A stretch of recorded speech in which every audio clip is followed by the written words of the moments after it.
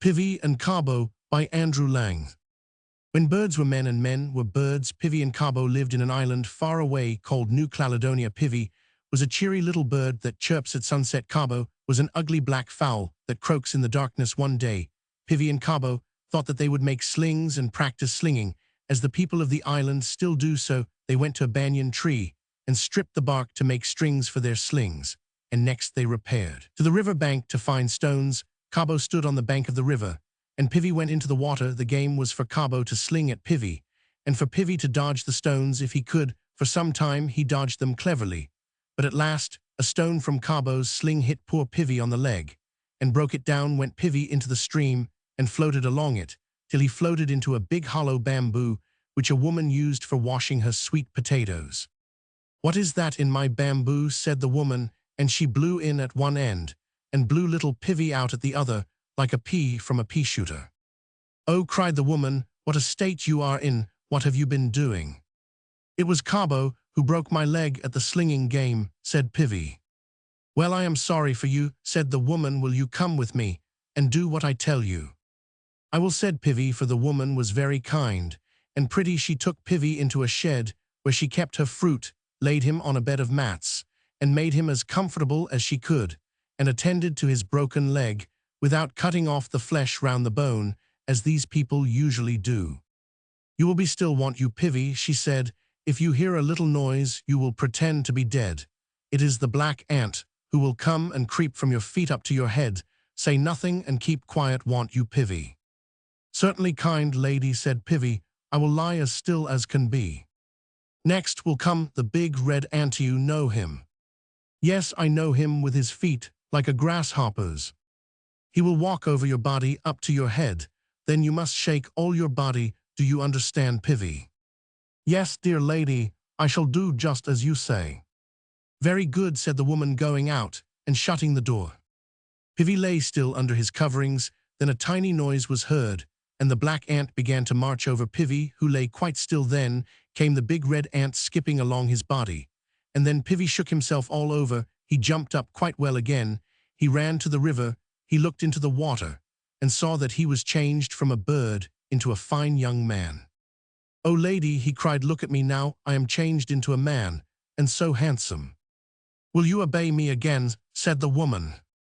"Always, whatever you command, I will do it," said Pivi politely. "Then climb up that coconut tree with your legs, only not using your hands," said the woman. Now the natives can run up coconut trees like squirrels, some using only one hand. The girls can do that, but few can climb without using their hands at all. At the top of the tree, you will find 2 coconuts. You must not throw them down, but carry them in your hands, and you must descend as you went up using your legs only. "I shall try at least," said Pivi, and up he went, but it was very difficult, and down he came. "Here are your coconuts," he said, presenting them to the woman. "Now, Pivi, put them in the shed where you lay, and when the sun sets to cool himself in the sea, and rise again not so hot in the dawn, you must go and take the nuts." All day Pivi played about in the river, as the natives do, throwing fruit and silvery showers of water at each other. When the sun set, he went into the hut. But as he drew near, he heard sweet voices talking and laughing within. "What is that people chattering in the hut? Perhaps they have taken my coconuts," said Pivi to himself. In he went, and there he found 2 pretty, laughing, teasing girls. He hunted for his coconuts, but none were there. Down he ran to the river. "Oh, lady, my nuts have been stolen," he cried. "Come with me, Pivi, and there will be nuts for you," said the woman. They went back to the hut, where the girls were laughing and playing. "Nuts for you," said the woman. "There are 2 wives for you, Pivi. Take them to your house." "Oh, good lady," cried Pivi, "how kind you are."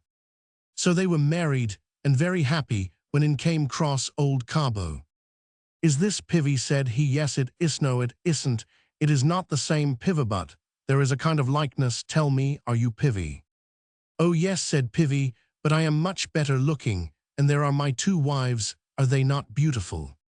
"You are mocking me, Pivi. Your wives? How, where did you get them, you with wives?" Then Pivi told Kabo about the kind woman and all the wonderful things that had happened to him. Well, well, said Kabo, but I want to be handsome too, and to have pretty young wives. But how can we manage that? Asked Pivi. Oh, we shall do all the same things over again, play at slinging, and this time you shall break my leg, Pivi. With all the pleasure in life, said Pivi, who was always ready to oblige. So they went slinging, and Pivi broke Kabo's leg, and Kabo fell into the river and floated into the bamboo, and the woman blew him out just as before. Then she picked up Kabo and put him in the shed, and told him what to do when the black ant came, and what to do when the red ant came, but he didn't. When the black ant came, he shook himself, and behold, he had a twisted leg and a hump back, and was as black as the ant. Then he ran to the woman. Look what a figure I am, he said, but she only told him to climb the tree, as she had told Pivi. But Kabo climbed with both hands and feet, and he threw down the nuts instead of carrying them down, and he put them in the hut, and when he went back for them there, he found two horrid old black hags wrangling and scolding and scratching. So back he went to Pivi with his two beautiful wives, and Pivi was very sorry, but what could he do? Nothing but sit and cry. So one day Kabo came and asked Pivi to sail in his canoe to a place where he knew of a great big shellfish enough to feed on for a week. Pivi went, and deep in the clear water they saw a monstrous shellfish, like an oyster as big as a rock, with the shell wide open. We shall catch it, and dry it, and kipper it, said Pivi, and give a dinner to all our friends. I shall dive for it, and break it off the rock, said Kabo, and then you must help me to drag it up into the canoe. There the shellfish lay and gaped, but Kabo, though he dived in, kept well out of the way of the beast. Up he came puffing and blowing. Oh, Pivi, he cried, I cannot move it, jump in and try yourself. Pivi dived with his spear, and the shellfish opened its shell wider yet and sucked, and Pivi disappeared into its mouth, and the shell shut up with a snap. Kabo laughed like a fiend, and then went home. Where is Pivi? Asked the two pretty girls. Kabo pretended to cry, and told how Pivi had been swallowed. But dry your tears, my darlings, said Kabo. I will be your husband, and my wives shall be your slaves. Everything is for the best in the best of all possible worlds. No, no, cried the girls, we love Pivi. We do not love anyone else. We shall stay at home and weep for Pivi. Wretched idiots, cried Kabo. Pivi was a scoundrel who broke my leg and knocked me into the river. Then a little cough was heard at the door, and Kabo trembled, for he knew it was the cough of Pivi. Ah, dear Pivi, cried Kabo, rushing to the door, what joy! I was trying to console your dear wives. Pivi said not one word. He waved his hand, and 25 of his friends came trooping down the hill. They cut up Kabo into little pieces. Pivi turned round, and there was the good woman of the river. Pivi, she said, how did you get out of the living tomb into which Kabo sent you? I had my spear with me, said Pivi.